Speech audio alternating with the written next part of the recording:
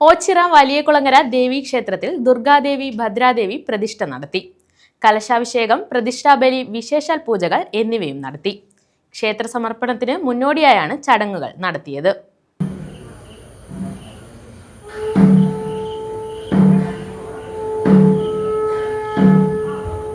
ഓച്ചിറ വലിയകുളങ്ങര ദേവീക്ഷേത്രത്തിലാണ് ക്ഷേത്ര സമർപ്പണത്തിന് മുന്നോടിയായി ദുർഗാദേവി ഭദ്രാദേവി പ്രതിഷ്ഠാ ചടങ്ങുകൾ നടത്തിയത്.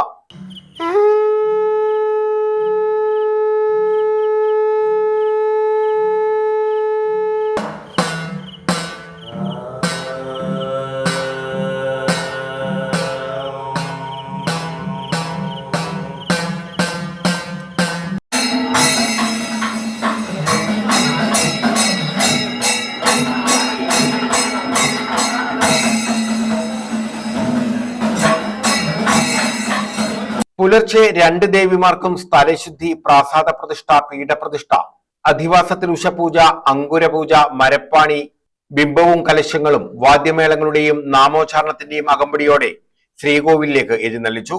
തുടർന്ന് പ്രതിഷ്ഠാ പൂർവാംഗ ക്രിയകൾ നടത്തി.